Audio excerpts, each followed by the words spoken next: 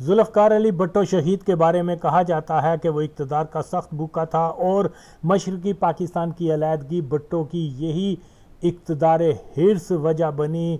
फिर ये कि मार्च 1977 के इंतखाबात में वसी पैमाने पर भुट्टो ने धांधली करवाई ताकि वो इक़्तिदार से बाहर ना हो सके। इस किस्म के बेबुनियाद इल्ज़ामात लगाने में पाकिस्तान की दो सुन्नी जमातें, जमात कादियानी और जमात गैर इस्लामी, बिमा अपने नापाक गुमाश्तों और या मकबूल जान कादियानी, ज़ाद हामद वगैरह, ये बात और इस किस्म का झूठ फैलाने में हमेशा पेश रहते चले आए हैं। मगर सच ये है कि भुट्टो पाकिस्तान का वाहिद एक ऐसा हुक्मरान था जो इक़्तिदार के हवस में हरगिज़ मुब्तला नहीं था। तारीख गवाह है कि पाकिस्तान के फौजी और सिविल हुक्मरानों ने अपने इक़्तिदार को तूल देने के लिए हर जायज़ और नाजायज़ तरीके को इस्तेमाल किया। इक़्तिदार की खातर मुल्की मुफादात को भी कुर्बान करते रहे और साम्राज्यी ताकतों के इस्लाम और पाकिस्तान दुश्मन पॉलिसियों से टकराव की बजाय उनके आला कार बनते रहे। भुट्टो शहीद जब इक़्तिदार में आया तो वो दुनिया के सियासी ढांचे के बारे में बहुत अच्छी जानकारी रखता था। वो जानता था कि मगरब की साम्राज्यी ताकतें और फ्री मेसन जैसी तंजीमें किसी भी रियासत के सियासी हालात तब्दील करने की भरपूर सलाहियत रखती हैं और ख़ास तौर पे गरीब और पसमानदा ममालिक की किसी भी हुकूमत को जब चाहें बदल सकते हैं। और जब किसी मुल्क की कोई हुकूमत इन साम्राज्यी ताकतों के मुफाद के खिलाफ हो जाती है तो वो ऐसी हुकूमत को फौरी गिरा देते हैं। और भुट्टो तो साम्राज्यी ताकतों के तरीक़ाकार को अच्छी तरह से जानता था। उनके मुफाद के खिलाफ जाने वाला किसी भी रियासत का सरबराह ज़्यादा देर साहिब इक़्तिदार रह ही नहीं सकता। मगर सोचने वाली बात यह है कि इसके बावजूद जिस भुट्टो को कादियानी और वहाबिया इक़्तिदार का लालची कहते हैं, उस ही भुट्टो ने इक़्तिदार की खातर शैतानी क़ुव्वतों का आला कार बनने की बजाय उनके मुफादात के खिलाफ टकराव किया, उनका हरीफ बन बैठा। जो दलील है कि भुट्टो ने इक़्तिदार की परवाह ना करते हुए अपने एक ऐसे मिशन पे अमल किया जिसकी वजह से भुट्टो का इक़्तिदार बदकिस्मती से ख़त्म हो गया था।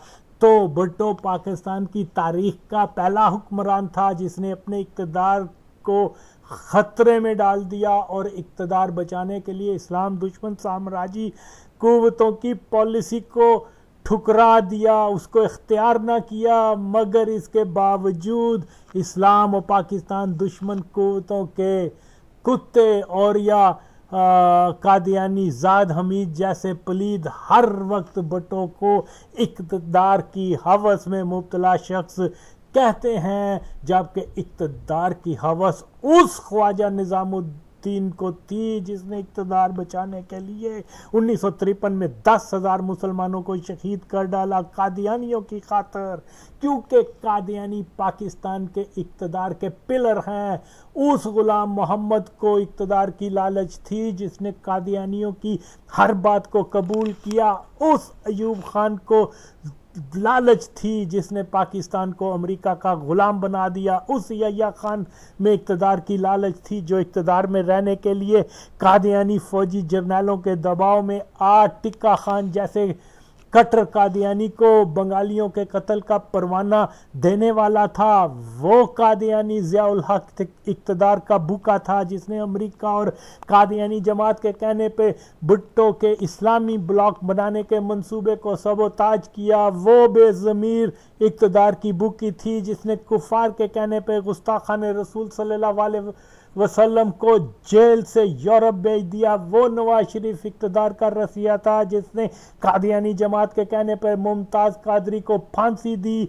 वो मुशर्रफ इक़्तिदार का भूखा था जिसने अपने दौर में 3 कादियानियों चौधरी शुजात हुसैन गुजराती, ज़फ़रुल्लाह जमाली और शौकत अजीज़ को वज़ीर आज़म बनाया। जमात मरज़ई के कहने पे वज़ीर आज़म बनाया, और वो इमरान खान कादियानी इक़्तिदार का लालची है जिसने मालूना को रहा कर दिया, मगर पाकिस्तान में गद्दार को हीरो और हीरो को गद्दार बनाकर पेश करने वालों की जो गद्दारी है वो आज हम इन्हें मिटा कर रखनी है। इन लोगों को बेनकाब करना है, तारीख की सच्चाई को खोल खोल कर बयान करना है। हाँ, जुल्फ़कार अली भुट्टो हरगिज़ इक़्तिदार का भूखा नहीं था। उसने दीन के लिए, इस्लाम के लिए, मुल्क के लिए अपनी जान दी। अगर वो चाहता तो शैतानी कुव्वतों से समझौता करके पाकिस्तान में तादेर वज़ीर आज़म रह सकता था, मगर उसने इक़्तिदार को एक तरफ रखा और इस्लाम और पाकिस्तान के साथ वफादारी की। आज हमारा फ़र्ज़ है कि एक ऐसा शख्स जिसने अपनी जान दे दी, जिसको कादियानियों ने शहीद किया, उसके मिशन की रिवाइवल हमारा मिशन है। मगर दूसरी तरफ कादियानी शैतानी कुव्वतों और उनके जो गुमाश्ते हैं वो झूठ दर झूठ बोल पूरी कौम को गुज़श्ता 4-5 दहाइयों से मुकम्मल तौर पे गुमराह कर चुके हुए हैं। तो खुलासा ये है कि भुट्टो के अलावा पाकिस्तान के हर हुक्मरान ने साम्राज्यी ताकतों से समझौता करते हुए उनके मुफादात के मुताबिक पाकिस्तान की पॉलिसी इख्तियार की। मिसाल के तौर पर 1953 में, मैं फिर से उसकी मिसाल दे रहा हूँ कि 1953 में मरज़ई मुखालिफ तहरीक के मरज़इयों को गैर मुस्लिम करार देने और कलीदी ओहदों से हटाने के जायज़ मुतालबे को मंजूर इसलिए ना किया गया कि इस्लाम दुश्मन खारजी ताकतों और कादियानी तसल्लुत पाक फौज और नौकरशाही के दबाव की वजह से ख्वाजा नाज़िमुद्दीन की हुकूमत ने मुसलमानों के मुतालबे को कबूल करने की बजाय 10,000 बेगुनाह निहत्ते हमवतनों को शहीद कर डाला, क्योंकि बदबख्त नापाक ख्वाजा नाज़िमुद्दीन जानता था कि अगर मुसलमानों का मुतालबा तस्लीम कर लिया गया तो उसका इक़्तिदार जाता रहेगा। इक़्तिदार की खातर उसने निहत्ते लोगों को कादियानी फौजी जर्नलों से मरवा दिया। सिकंदर मिर्ज़ा, अयूब खान, याह्या खान जो पैदाइशी कादियानी नहीं थे मगर वो जानते थे कि अपना इक़्तिदार कायम रखना है तो कादियानी पॉलिसी को अपनाना होगा, कादियानी खलीफा को हर सूरत खुश रखना होगा, दूसरी सूरत इक़्तिदार उनसे चला जाएगा। तो सुन ए नापाक कच्चे और या कादियानी और यूसुफ कज़ाब के बच्चे ज़ाद अहमद, इक़्तिदार का लालची कभी किसी तरह दुनिया की सियासी और मुआशी हालात बदलने पे कुदरत रखने वाली खुफिया शैतानी तंजीम फ्री मेसन पे पाबंदी लगाने के लिए इसलिए नहीं सोचेगा कि उसके इस अमल से उसका इक़्तिदार भी जाएगा, उसकी जान भी चली जाएगी। मगर तुम कादियानी लौंडे जिस भुट्टो को इक़्तिदार का लालची कहते हो, उसने 1972 में डंके की चोट पे पाकिस्तान से फ्री मेसन को चलता किया, जो दलील है कि भुट्टो ने इस्लाम दोस्ती के जज्बे को इक़्तिदार की हिर्स पे गालिब रखा। तुम कादियानी चीखे अपनी किसी चीज़ का भी जोर लगा लो मगर आगा वसीम का सामना नहीं कर सकते। इंशाअल्लाह भुट्टो जो ये जानता था कि पाकिस्तान के इक़्तिदार के सतून अमेरिका, बरतानिया, जमात कादियानी और कादियानी फौजी अफसरों की शक्ल में मौजूद हैं जो पाकिस्तान की किसी हुकूमत को साम्राज्य मुखालिफ ब्लॉक या उसके इत्तेहादियों के खिलाफ पॉलिसी नहीं बनाने देते, दूसरी सूरत इक़्तिदार का खात्मा हो जाता है। मगर हम देखते हैं कि भुट्टो ने अपने इक़्तिदार में 1973 की अरब इसराइल जंग में पाकिस्तान के इक़्तिदार के सतूनों अमेरिका, बरतानिया, जमात कादियानी की नाराज़गी की परवाह न करते हुए खुलकर मुसलमान भाइयों का साथ दिया। 1973 में एक ऐसा आइन बनाया जिसके मुताबिक मोहम्मद सल्लल्लाहु अलैहि वसल्लम के बाद किसी किस्म की नबूवत का दावा करने वाला काफिर और उसको नबी या मुजद्दद मानने वाला काफिर का जो है हलफनामा बना दिया। 74 में तुर्की और यूनान की जंग में भुट्टो शहीद ने मुसलमान तुर्की की हर किस्म की मदद की, जिससे इक़्तिदार के सतून भुट्टो के मुखालफ हुए। 1974 में ही इस्लामी जो वाहिद कामयाब कॉन्फ्रेंस थी, 1974 में अमेरिका और यहूद की मंशा के खिलाफ यह कॉन्फ्रेंस करवाई। इस ही साल पाकिस्तान के एटम साजी पे काम शुरू किया गया। यही वजह थी कि एक सहूनी यहूदी हेनरी किसिंजर ने भुट्टो को इबरतनाक अंजाम की धमकी दी थी और बाद में आने वाले वक्तों में यहूदी की धमकी को जमात कादियानी, पाकिस्तान के कादियानी जर्नलों और दीन फरोश मौलवियों के अलावा जजों ने भी जो कादियानी थे अमली शक्ल में बदल दिया। और फिर 7 सितंबर 1974 को पाकिस्तान के इक़्तिदार के सतूनों अमेरिका, बरतानिया और जमात कादियानी के ज़बरदस्त दबाव के मरज़इयों को काफिर मत करार दो, मगर इसके बावजूद भुट्टो शहीद ने अपने इक़्तिदार और अपनी जान की परवाह ना करते हुए मरज़इयों को काफिर करार दिया और यहां तक कहा कि मैं इनको काफिर करार दे रहा हूं मगर अपनी मौत के परवाने पे दस्तखत कर रहा हूं। लेकिन मैं फिर भी खुश हूं कि मेरे अल्लाह ने मुझे ये शर्फ बख्शा है कि मैं कादियानियों को काफिर करार दूं। और नापाक लोगों, मौलवियों और कादियानी जो मौलवियों के बेस में आके कौम को गुमराह कर रहे हो, तारीख से सबक सीखो। इन मुख्तसर हकाइक को जाने के बाद जो कोई शख्स भी इसके बावजूद भुट्टो को इक़्तिदार का लालची कहता है तो वो यकीनन नाजायज नुफ्ते की पैदावार है, कादियानियों का यार है, यहूदियों का तरफदार है, अमेरिका वहाबियों का वफादार और इस्लाम का गद्दार है।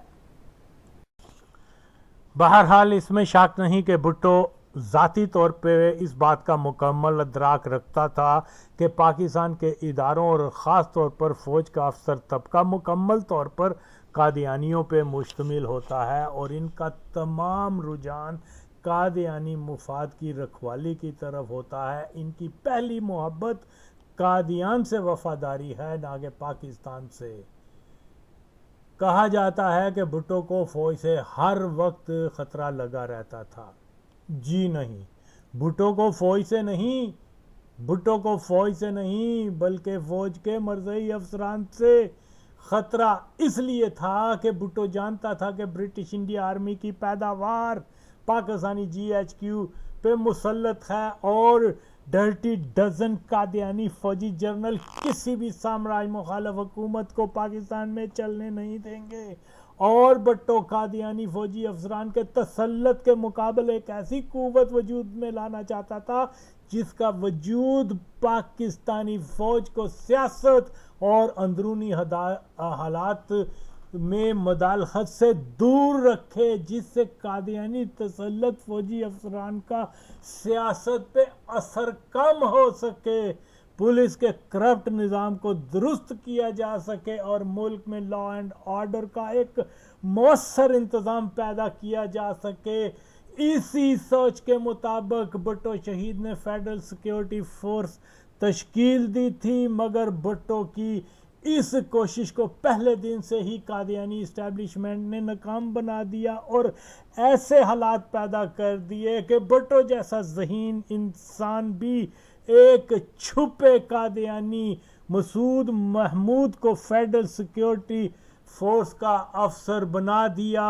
यूं फौज के सरबराह जनरल गुल हसन और जनरल टिक्का खान भी कादियानी, इसके मुकाबल फेडरल सिक्योरिटी फोर्स का सरबराह भी कादियानी। भुट्टो साहब को इस हकीकत का कि मसूद महमूद भी एक छुपा कादियानी था, उनकी सितंबर 1977 गिरफ्तारी के बाद जो है उनके इल्म में ये बात आई, जो बाद में उन्होंने अपनी किताब में भी लिखा हुआ है। बहरहाल मसूद महमूद ने फेडरल सिक्योरिटी फोर्स में ज़्यादातर नौजवान कादियानी जमात से लिए थे और FSF ने पाकिस्तान हुकूमत की बजाय मिर्ज़ा नासरुद्दीन के खुफिया काम पर चलते हुए कई मुतशद्दद कार्रवाइयाँ अंजाम दी थी, ख़ास तौर पर बलूचिस्तान के अंदर, जहाँ कादियानियों का बहुत ज़बरदस्त होल्ड था। और इन मुतशद्दद कार्रवाइयों का इल्ज़ाम भुट्टो पे आयद किया गया। वजह यही थी कि कादियानी हुकूमत को गिराना चाहते थे शुरू दिन से ही, कि वो ऐसे हालात पैदा करना चाहते थे कि अवाम के अंदर इस हुकूमत की मनफी जो कार्रवाइयाँ हैं उसको पेश किया जाए। लेकिन यकीनी तौर पे ये अचकज़ई या चंद एक मौलवी जिनकी कोई सियासी हैसियत नहीं थी, भुट्टो के सियासी हरीफ नहीं थे, जिनको मरवा दिया गया या गायब कर दिया गया, ये सब का सब काम फेडरल सिक्योरिटी फोर्स भुट्टो की बजाय मिर्ज़ा नासरुद्दीन के काम पर करती थी। मसला फिर यही है कि हमारे पास तहकीक का पैमाना कोई नहीं। भुट्टो हुकूमत के बाद तो बिल्कुल जो है एक तरफा प्रोपोगंडा किया गया। अगरचे बेज़मीर की हुकूमत आई थी, लेकिन उसने इनको इतना नोटिस नहीं लिया। वो नापाक औरत चाहती तो बहुत सारे हकायक अवाम के सामने ला सकती थी, लेकिन उसने इसकी तरफ तवज्जो नहीं दी, वो नोट बनाने में लगी रही। तो बहरहाल जो फेडरल सिक्योरिटी फोर्स अगरचे कादियानी फौजी जर्नलों के असर को कम करने के लिए तश्कील दी गई थी, मगर ये भी बदकिस्मती से कादियानी जमात की सैटेलाइट बन गई थी, जिसके बारे में तफसील से आइंदा किसी वीडियो में ज़रूर बयान करूँगा, क्योंकि ये नापाक लोग जो हैं ज़ियाउल हक के टाइम से लेके आज तक एक तरफा प्रोपोगंडा करते हैं कि भुट्टो ने इसको अपनी सिक्योरिटी के लिए या अपनी बदमाशी के लिए इस्तेमाल किया था। हालांकि भुट्टो को तो पता भी नहीं था कि ये क्या क्या कार्रवाइयाँ करते फिरते हैं। वो सारा मिर्ज़ा नासरुद्दीन के काम पर चला जाता था। इसकी फेडरल सिक्योरिटी फोर्स का इंचार्ज से लेके एक आम सिपाही ज़्यादातर मरज़ई थे। तो ये बाद में इंशाअल्लाह इसके ऊपर बात होगी। अब हम इस मसले की तरफ आते हैं 1953 की तहरीक की तरफ। लाहौर की मस्जिद वज़ीर खान में फरवरी 1953 में ही ख़त्म नबूवत जलसे शुरू हो चुके हुए थे। इन जलसों में मौलाना हसनात ने एक तारीख़ी जुमला दोहराया था कि जब तक कादियानियत को पाकिस्तान से मिटाया नहीं जाता, जब तक कादियानियत को पाकिस्तान से मिटाया नहीं जाता, तब तक पाकिस्तान सही मायनों में कभी भी मुस्तहकम नहीं हो सकता। आज 7 अशरों बाद भी उनकी कही बात पूरी तरह से दुरुस्त साबित होती है कि मर्ज़इयत ही एक ऐसी बीमारी पाकिस्तान को लग चुकी हुई है जिसकी वजह से पाकिस्तान मुकम्मल तौर पे गैर मुस्तहकम हो चुका हुआ है। 1953 के बाद मरज़ई हटाओ तहरीक का मौक़िफ़ भी यही है कि जब तक पाकिस्तान एक मरज़ई तसल्लुत रियासत रहती रहेगी, उसकी तरक्की और खुशहाली का कोई दूर तक इम्कान नहीं है। 53 की तहरीक में उलमा हजरात हुकूमत वक्त से चंद जायज़ मुतालबात के कादियानियों को गैर मुस्लिम करार दिया जाए और इनको हुकूमती ओहदों से हटाया जाए, जिसमें सर फरिश्त चौधरी ज़फ़रुल्लाह जो एक इल्यूमिनाटी था का नाम शामिल था। मरज़इयों को काफिर करार देने का पाकिस्तान की 11 करोड़ अवाम का मुतालबा था। उस वक्त जो आबादी थी कोई 11 करोड़ के करीब थी, मगर हुकूमत पाकिस्तान ने 11 करोड़ अवाम के मुतालबे को रद्द करते हुए 1 लाख कादियानियों की खातर चंद दिनों में ही 10,000 मुसलमानों को बर्बरियत से शहीद कर डाला। जाहिर है कि ये कत्ले आम पाक फौज को सलाम, पाक फौज इस्लाम की तर्जमान जिसको कहा जाता है, ये काम किसने अंजाम दिया था? ये मरज़ई जर्नैलों ने दिया था, जिसका जो लाहौर में जो मार्शल लॉ लगाई गई थी वो अंकल है इस कमबख्त नापाक पुरनजस इमरान खान कादियानी का, जो दुनिया का बदतरीन झूठाइल शख्स है। कहता है कि मैं मुसलमान हूं और वो कंजर 22 करोड़ लोगों के सामने झूठ बोल रहा है और मरज़ई है वो। अगर ये अपने बाप का है तो आए मेरे सामने, आगा वसीम के सामने बात करे, मैं सबूत दूंगा कि ये मरज़ई है। ना सिर्फ ये, इसकी जद पुश्त मरज़ई है। हद हो गई है। मौलवी तो ये सच बात नहीं कहेंगे। शुक्र है कि सोशल मीडिया था कि हम ये बात बता रहे हैं कि क्या कंजर बाजवा, क्या बुजदार, क्या इमरान खान, ये सब के सब मरज़ई हैं। क्या ज़ियाउल्लाह, क्या टिक्का खान, क्या गुल हसन, क्या फलाना फलाना जर्नैल, सारे मरज़ई ने। और पता नहीं इस कौम ये इतनी बेहिस है कि मेरी आवाज़ के ऊपर लबैक नहीं कहते। ओए यार, इस कौम को मैं सवाल करता हूँ, खुदा के लिए अगर इन लोगों को तुम मुसलमान समझते हो, आओ मेरे सामने फिर साबित करके बताओ जो तुम कर नहीं सकते। मैं पागल तो नहीं कि मैं किसी को मुंह उठा के कादियानी कह दूं। मैंने तो 100 साल पुराने उनके कादियानियों के ताल्लुक का दस्तावेजी सबूत पेश किया है कि वो कादियानी है। और आज कहा जा रहा है जी बाजवा के बच्चों की शादी करवा दिया हमने। बाजवा जो है वो अंगूठे चूमता है और वो सुन्नी मुसलमान है। वो कोई कह रहा है नहीं जी वो तो तबलीगी मुसलमान है। और खुदा के लिए वो कुछ भी नहीं है, वो बेंचोद मरज़ई है जिस तरह ये मरज़ई हैं इमरान खान। और कोई होश करो, तुम लोगों ने पूरे 22 करोड़ मुसलमान जो हैं वो यरगमाली बने हुए हैं चंद लाख कादियानियों के, और उनमें से भी जो है चंद हज़ार जो इंतज़ामिया में लोग शामिल कादियानी हैं उसके हम गुलाम बने हुए हैं और बातें कर रहे हैं जी फ्रांस पर एटम बम गिरा दे। वाह भाई वाह, कमाल हो गया। क्या कहा जा सकता है इस गुमराही के ऊपर, इस बेहिसी के ऊपर कि पूरा मुल्क कादियानियों की जो है वो मजबूत किला बन चुका है। और आज ये नारे ये और या मकबूल जान नापाक पुर नजस हरामुल नस्ल कह रहा है कि वो बाजवा हजूर पाक सल्लल्लाहु अलैहि वसल्लम का ख्वाब की बुशारत बता रहा है।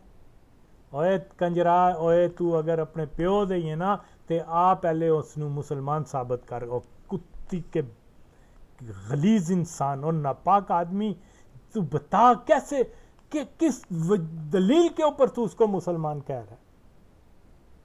कमाल हो गया है। चलो कोई भी मौलवी जाके उसको कहे कि चला भाई बाजवा इमरान खान वगैरह, कि तुम सिर्फ इतना कह दो कि मिर्ज़ा कादियानी वल्द मिर्ज़ा मुर्तज़ा वो एक कज़ाब था और उसको मानने वाले नबी या मुजद्दद मानने वाले जो हैं वो काफिर हैं। इतनी बात नहीं नबी की खातिर कह सकते और उसके साथ मंसूब कर रहे हैं हजूर पाक सल्लल्लाहु अलैहि वसल्लम के ख्वाब। शर्म नहीं आती?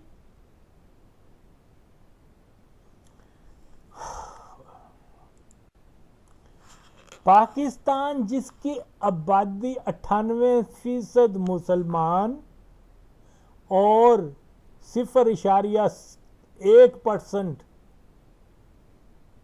की आबादी मरज़ई ज़ंदीक, और वज़ीर आज़म से लेकर थानेदार, एक आम थानेदार तक, वो सब का सब मरज़ई पाकिस्तान में लगा दिए गए हुए हैं। पैसे के मालिक मरज़ई, सनत के मालिक मरज़ई, अदलिया मरज़ई, और जागीरदार तबका मरज़ई, सियासतदान तबका मरज़ई, पाकिस्तान के तमाम मरात याफ्ता तबकात का ताल्लुक अक्सरियत का मरज़इयत से, सारे फौजी मरज़ई जर्नैल, उसके बावजूद कहा जाता है कि अक्सरियत मुसलमान रियासत पाकिस्तान में अकलियत सिर्फ मरज़इयाँ थे आके ठहरती है। वाह भाई वाह, अकलियत मरज़इयों के हकूक पामाल होते हैं, जबकि सच्चाई आगा वसीम ने बयान कर दी कि यहाँ अक्सरियत, पाकिस्तान के अंदर अक्सरियत ज़ेरे अताब हैं और अकलियत की हर हुकूमत व इदारा ताबेदार है। गुज़श्ता वीडियो में बयान कर चुका हूं कि कादियानी फौज, पुलिस और रियासती इंतजामिया की तायद व मदद से 53 की कादियानी मुखालफ तहरीक को हर सूरत मुतशद्दिद रंग में लाकर मुसलमानों को इबरत का निशाना बनाने के मंसूबे पे ये जो कादियानी और कादियानी हुकूमत काम कर रहे थे, वो किसी तौर पे भी नहीं चाहते थे कि ये पुरअमन रहे, क्योंकि मार्च 1953 से कई माह कबल ही कादियानी जमात ने अपने गुंडों को असला चलाने की तरबियत पाकिस्तान के फौजी इंस्ट्रक्टरों के जरिए देना शुरू कर दी हुई थी। रबुआ और मिलिट्री छावनियों में हर किस्म की अर्बन गुरिल्ला वारफेयर की इनको तरबियत दी जाती थी, इनको बम बनाने के तरीके बताए गए थे, इनको जो है मुसलमानों के रूप में आके जो है ऐसे हरकत करके कि जिससे ये जाहिर हो कि ये कोई एंटी कादियानी मॉब था जिसने कहीं आग लगा दी या कत्लेआम कर दिया ताकि इल्ज़ाम मुसलमानों पे लगे। और इस दौर के अल फजल रसाले में इश्तिहारात शाया किए जाते थे जिनमें हर मर्ज़ई को असला खरीदने की तरगीब दी गई हुई थी। मिर्ज़ा कादियानी का बेटा मिर्ज़ा शरीफुद्दीन कादियानी मलेशिया का सरबराह था, जो पाकिस्तान के कादियानी फौजी अफसरान की मदद से ये सब कुछ जो है किया करता था। इसके इशारे से मरज़इयों ने मुसलमानों के पुरअमन मुजाहरों पे गोली चलाई ताकि निहत्ते मुसलमानों को भी तशद्दुद के रास्ते पे लाया जा सके। इस बहाने फौज और पुलिस मुसलमानों का कत्लेआम शुरू कर दें। 4 और 5 मार्च 1953 को मरज़ई गुंडों ने मुसलमानों का रूप इख्तियार कर ऐसे ही अल्लाह अकबर के नारे लगाते हुए पुलिस पे हमला करना शुरू कर दिए। जिस तरह हम मौजूदा दौर में दाश, अलकायदा, लश्कर जंगवियों के खारजियों को करता देखते हैं। मस्जिद वजीर खान के बाहर एक पुलिस अफसर को कादियानियों ने कत्ल करके इसका इल्ज़ाम मुसलमानों पे लगा दिया था। डीएसपी सैयद फिरदौस शाह की लाश मोहम्मद शफीक नामी शख्स ने मस्जिद से उठाकर कोतवाली चौक तक लेके आया और इस लाश को पुलिस के हवाले किया। शफीक की शोहरत एक उजरती कातल की थी जिसको ज़ियाउल हक के बेटे इजाजुल हक का ससुर चांद दीगर मरज़ई गुंडों के साथ मस्जिद के बाहर छोड़ गया था, जो दलील है कि डीएसपी फिरदौस का कत्ल इसलिए किया गया कि इसको जवाब बनाकर मार्शल लगाई जाए। और हुआ भी ऐसे कि अगले दिन मार्शल लगा दी गई। 5 मार्च को मोची दरवाजे पे पुलिस की जीप पे बम फेंका गया।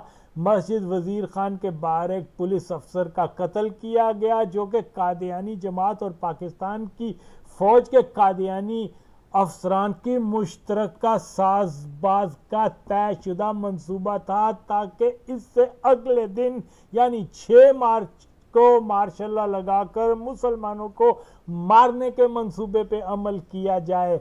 ये सब पहले से तयशुदा मंसूबे का हिस्सा था। मरज़ई तारीख में 6 मार्च के दिन को यौम फतह के तौर पर मनाया जाता है कि मरज़इयों के मुताबिक 6 मार्च का दिन मरज़इयत के लिए नुसरत और कामरानी का दिन है, क्योंकि 6 मार्च को एक हिंदू लेख राम कत्ल हुआ था जिसको मिर्जा कादियानी की पेशगोई के मुताबिक करार देते हैं ये मरज़ई लोग। अगरचे ये कत्ल जो था वो ब्रिटिश गवर्नमेंट के जो जासूस थे उन्होंने किया था ताकि मिर्ज़ा कादियानी की पेशगोई को मुसलमान रूहानी पेशगोई समझ के उसके फॉलोवर बन जाएं। तो ये इस किस्म के फॉल्स फ्लैग, इस किस्म के ड्रामे अंग्रेज़ और मरज़ई मिल के किया करते थे। जैसे मैं पहले बयान कर चुका हूँ कि ये जितने भी डिबेट्स मुनाजरे होते थे मिर्ज़ा कादियानी के और क्रिश्चियंस जो पादरी थे वो फिक्स्ड होते थे ताकि मुसलमान ये समझें कि मिर्ज़ा वाकई एक बहुत बड़ा आलम दीन है और इस्लाम का सच्चा तर्जुमान है। लेकिन ये फिक्स्ड होते थे सिर्फ और सिर्फ मिर्ज़ा कादियानी की शोहरत को दोबाला करने के लिए, उसको एक रूहानी शख्सियत के तौर पे मनाने के लिए। जिस तरह नापाक खारजियों को आज के ज़माने में उसामा या तालिबान जैसे लोगों को इस्लाम का जहादी के तौर पर पेश किया जाता है, हालांकि वो जहादी नहीं है, फसादी हैं, मुसलमान नहीं हैं, मुसलमान तक नहीं हैं, लेकिन कुफार के मददगार हैं। तो ये इस किस्म के फ्रेब में जो है हमारे मौलवी तो आ जाएंगे, मैं नहीं आऊँगा, कत्तन नहीं, याद रखें, बेनकाब करूँगा कि ये एक ही होते हैं। ये सारा एक इनका एक तरीक़ाकार होता है नौजवानों के ज़हनों को बदलने के लिए, हकीकत इसके मुखालफ होती है। बहरहाल 6 मार्च को मार्शल्ला लगाने का मकसद यही था कि मरज़इयत की फतह का आगाज़ और कादियानी फ़ौज और जमात कादियानी का प्लान यही था कि अब पाकिस्तान में हमेशा के लिए मरज़ई मुखालफों को ख़त्म करने का वक्त आ गया है। पाकिस्तान में मार्च 1977 के इंतखाबात से एक रोज़ कबल असर खान कादियानी ने भी 6 मार्च यानी वोटिंग से एक रोज़ कबल ही उस रोज़ को फतह और भुट्टो की फांसी का ऐलान किया था। 6 मार्च का दिन कादियानियों के नज़दीक इनकी फतह का दिन होता है। 1953 के मार्शल्ला के लगाने वाले फौजी वगैरह सब के सब कंजर मरज़ई थे और इसलिए यह मार्शल्ला 6 मार्च को फतह की निस्बत से लगाया गया था। अगरचे मार्शल्ला लगाने की कोई वजह नहीं थी क्योंकि जितने भी वो तहरीबकारी हो रही थी वो मरज़ई कर रहे थे, लेकिन मार्शल्ला लगा और मुसलमानों को इन्होंने भून डाला। 1953 की तहरीक के दौरान पाकिस्तान की सिविल और मिलिट्री इंतज़ामिया ने कादियानी जमात के साथ मिलकर ये प्रोपोगंडा बड़ी शिद्दत से किया कि मस्जिद वज़ीर खान में बड़ी तादाद में असला मौजूद है, मगर पूरी तहरीक के दौरान कहीं भी पुलिस या फौज के खिलाफ मुसलमानों की तरफ से गोली नहीं चलाई गई और ना ही मस्जिद या किसी दूसरी जगह से असला बरामद हुआ। मगर कादियानी झूठ में अपना सानी नहीं रखते। सफ़ेद झूठ कादियानी रसाले अखबारात में शाया होते। इन खबरों के मुताबिक सिविल और मिलिट्री जो है वो उन पर मुसलमानों ने यलगार बोल दी थी, इसलिए मजबूर होकर फौज को गोली चलाना पड़ी। मगर हकायक इसके बरअक्स है। अगर आज भी 1953 के वाक़यात पे नई गैर जानबदाराना तहकीक करवाई जाए तो यही सच सामने आएगा कि कादियानियों ने अपना पावर शो मुजाहरा करने के लिए मुसलमानों के पुरअमन जायज़ और कानूनी मुतालबात को कुचलने के लिए अपने गुंडों के ज़रिए मुतशद्दिद रास्ता अपनाया था। मार्च 1953 से कबल ही पूरे पंजाब और ख़ास तौर पर लाहौर की इंतज़ामिया को मुकम्मल तौर पे कादियानी अफसरान के सपुर्द कर दिया गया था ताकि कत्लेआम भी मुसलमानों का हो और जस्टिस मुनीर कादियानी की इंक्वायरी में फसादात का कसूरवार भी मुसलमान पाएँ। लाहौर की इंतज़ामिया में चंद अफसरान के नाम और हुकूमती ओहदेदारों यूँ थे: चौधरी मोहम्मद अली वज़ीर ख़ज़ाना और वज़ीर तजारत, तफसील अली मलक, मोहम्मद फ़ैरोज़ ख़ान वज़ीर आला पंजाब, खान इफ्तिखार हुसैन ममोट और चौधरी अकबर अली वजीर तालीम पंजाब, हबीबुल्लाह ब्रिगेडियर कल्लू आई चंडीगढ़, अनवर अली CID अफसर, deputy commissioner Lahore Sheikh Mahmudul Hasan, colonel Alimuddin Ahmad, captain Rahimuddin Khan जो बाद में जनरल ज़िया का समदी और ये उसके बेटे इजाजुल हक का सूसर बना, कर्नल शीरीन खान, मीर नूर अहमद, जनरल आजम बरकी और बहुत से अस्करी और शहरी इदारों के अफसरान ने लाहौर का निज़ाम अपने हाथ में ले लिया था और ये सब मरज़ई कंजर थे। और इसी तरह 1953 के फसादात की इंक्वायरी करने वाले दोनों जस्टिस भी मरज़ई थे, जिससे साफ वाज़े होता है कि पाकिस्तान पर कादियानी सिक्का जमाने के लिए पहले कत्लेआम किया गया और बाद में कादियानियों को बेगुनाह करार भी दे दिया गया। इससे बड़ा और मजाक क्या हो सकता है। ये 1953 में पाकिस्तानी फौज के हाथों 10,000 मुसलमानों को शहीद करने का नतीजा निकला कि अगले 2 अशरों तक कादियानी तसल्लुत के खिलाफ एक मौलवी भी मैदान अमल में ना आया। और 1974 की तहरीक 2 सुहूनी जमातों के इश्तराक से अमल में लाई गई थी, जिसका अव्वलीन हदफ साम्राज्य कादियानी जमात गैर इस्लामी इसराइल मुखालफ भुट्टो की हुकूमत को गिराना था।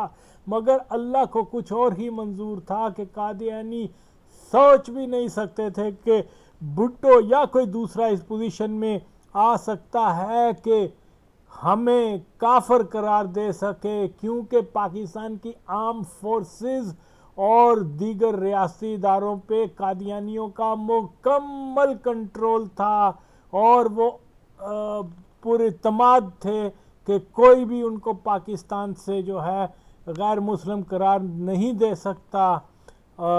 याद रहे कि 1974 में फौजी सरबराह जनरल टिक्का खान और दीगर जो सरबराह थे नेवी और एयरफोर्स वगैरह के, ये सब के सब जिंदीक पक्के मरज़ई कंजर थे। माजी और मौजूदा दौर के मुल्ला कादियानियत के सैलाब को रोकने में बुरी तरह से नाकाम हुए हैं। कौम ये क्यों नहीं समझती? अगर वो कामयाब हुए होते तो प्राइम मिनिस्टर क्या उसका नाम है, इमरान खान से लेकर बाजवा, बुजदार, वजीर, मशीर, हत्ता के एक थाने का जो SHO है वो भी मरज़ई लग गया हुआ है। और मौलवी किस खुशफहमी में फिरते रहे हैं। अपनी नाकामी को मानो भाई, ये कुछ तुम्हारे घर का कोई ठेका नहीं है कि तुम ही नमूस रसालत के ऊपर जो है वो पहरेदारी के नाम पे जो है पैसे कमाओ। काम तो तुमने कुछ किया नहीं है। जिसको तुम शराबी जानी कहते थे, अल्लाह ने उसको शर्फ दिया कि वो कुछ काम कर गया। खत्म नबूवत तंजीमों तहरीकों को कादियानी ही मैदान में लाए हैं और ये एक मुसलसल नूरा कुश्ती शुरू कर रखी है इन्होंने। मगर अब सोशल मीडिया की वजह से लोगों में ये शऊर पैदा हो रहा है कि फौज का अफसर तबका सन 47 से लेके आज तक मरज़ई ही चला रहा है। और मरज़इयों को तो पाकिस्तान से एक ही सूरत में है कि उनका एक ही टास्क है, एक ही जिम्मेदारी है कि पाकिस्तान को मुकम्मल मरज़ई रियासत बनाना। इसलिए देखें कितना बेगारत है और कितना पैंचोद है वो बाजवा। 22 करोड़ मुसलमान जो हैं, 22 करोड़ मुसलमान उसकी तरफ देख रहे हैं कि आया ये कादियानी है या मुसलमान है। अगर ये वाकई सच्चा नबी का रसूल सल्लल्लाहु अलैहि वसल्लम का गुलाम होता तो आता कहता मैं मिर्ज़ा कादियानी के मुंह पे थूकता हूँ। हाँ, मैं उसको कज़ाब समझता हूँ, उसके मानने वालों को काफर समझता हूँ, उसको नबी मानने वालों को और उसको मुजद्दद मानने वालों को भी काफर समझता हूँ। 2 सेकंड का तो वो स्टेटमेंट नहीं दे सकता मरज़इयत के लिए नबी पाक सल्लल्लाहु अलैहि वसल्लम से मोहब्बत के लिए, और ये पलीद, ये नापाक और या दुनिया को बता रहा है कि जी वो बाजवा हजूर पाक ख्वाब में आए और ये किया और वो किया और बाजवा की तारीफ की। लानत है तेरे जमन अली थे, बेगैरत आदमी, गलीज आदमी, नापाक आदमी। अगर तू असल का है ना तो मुतालबा कर उससे कि आए मिर्ज़ा को जो है वो कंडेम करे। बेगैरतों ने, मौलवियों ने और इन लोगों ने क्या पाकिस्तान को जो है मर्ज़इस्तान बना रही है और कह रहे हैं कि जी हमसे बड़ा कोई मुसलमान नहीं है।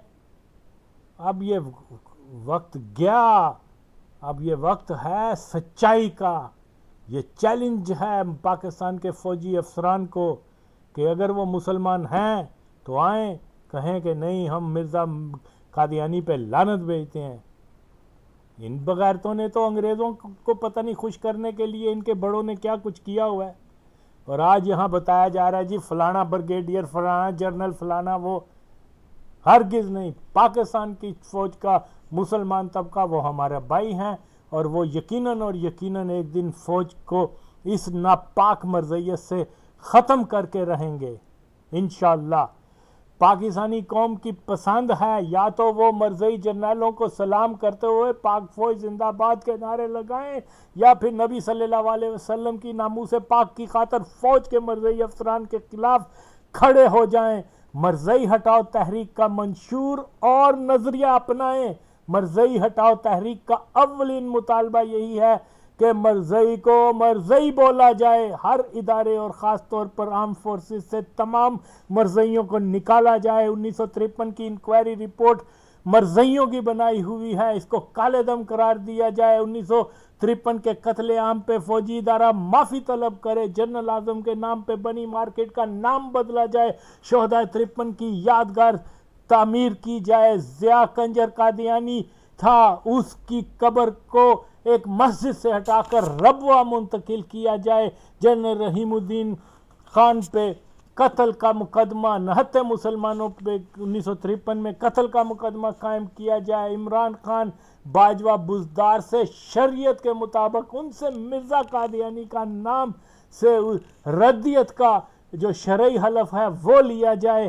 जाहिर है इस किस्म के मुतालबात कोई मौलवी तो करेगा नहीं, मगर मर्ज़ई हटाओ तंजीम की बुनियाद ही ऐसे मुतालबात पे बनी है। मर्ज़ई हटाओ तंजीम तहरीक में शामिल होकर ही हम तहफ़्फ़ुज़ नामूस रसूलुल्लाह सल्लल्लाहु अलैहि वसल्लम और पाकिस्तान से कादियानी तसल्लुत को हम ख़त्म कर सकते हैं। हम तहफ़्फ़ुज़ ख़त्म नबूवत को कायम कर सकते हैं। पाकिस्तान में बाकी तमाम के तमाम जो मुख्तलिफ तहरीकें और तंजीमें बनी हुई हैं वो मर्ज़ई एजेंसियों के पेरोल पर हैं। खुदारा इस सच को समझ जाएं और मर्ज़ई हटाओ तहरीक का साथ दें। इस तहरीक के तमाम मुतालबात जो हैं वो पाकिस्तान के मुफाद के लिए हैं, वो इस्लाम के मुफाद के लिए हैं, वो नबी की सल्लल्लाहु अलैहि वसल्लम की नामूस और ख़त्म नबूवत के मेयार के मुताबिक हैं। हमें इस तंजीम को, इस तहरीक को मजबूत से मजबूत बनाना है और इंशाअल्लाह आने वाला वक्त मर्ज़ई हटाओ तहरीक का ही है। और क्योंकि हमारी नीयत साफ़ है, हमारे मुतालबात जो हैं वो कोर इश्यूज़ पर हैं जो होने चाहिए, जिससे पाकिस्तान गुज़श्ता 73 सालों से जिस वजह से सफ़र कर रहा है, जिस वजह से पाकिस्तान में इंतशार है, वो कादियानी तसल्लुत है।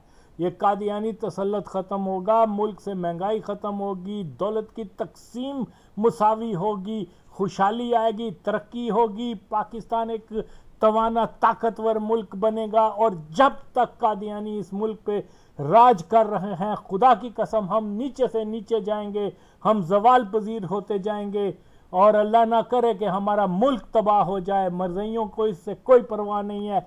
खुदा के लिए मौलवियों को छोड़ दो, ये कुछ नहीं कर सकते। इनका काम मस्जिद में बैठ के काम करना है और लोगों को ये अच्छा काम करते हैं, एजुकेशन देते हैं, दीन की, लेकिन ये इनके बस का रोग नहीं है, ये इनकी फील्ड नहीं है, ये इस खेल के खिलाड़ी नहीं है। मरज़ई इनको जो है अपनी फिंगर टिप्स पे रखते हैं। तो इसलिए जदीद तकाजे जो हैं वो नई नस्ल को समझने होंगे। अब ये रवायती मुल्ला के पीछे जाना, ये वल्ला आलम कौन क्या गुल खिला रखे हैं मौलवियों ने, आप क्यों नहीं इस चीज को समझते? इन्होंने आज तक अचीव क्या किया है? नॉन इश्यूज के ऊपर धरने देना, बच्चों को मरवा देना, फिर पैसे लेके, तो मतलब ये क्या है, क्या कर रखा है इन्होंने? एक मरज़ई को हटाने का मुतालबा किया और अब पूरी हुकूमत मरज़ई है और आप चुप करके बैठ गए। तो ये अब ख़त्म करें सिलसिला, नहीं जो ज़रूरत है उसके मुताबिक मुत्तहिद हों, खुदा के लिए इश्यूज़ के ऊपर बात करें। इशू हमारा जो है सबसे पहले अपना गर्द दुरुस्त करना है, पाकिस्तान को कादियानियत से साफ करना है। आप हमारा साथ दें, इंशाअल्लाह ताला ये हमारा जो है कारवान बढ़ेगा और इंशाअल्लाह हम कादियानियत पे गलबा पाएंगे। पाकिस्तान जिंदाबाद।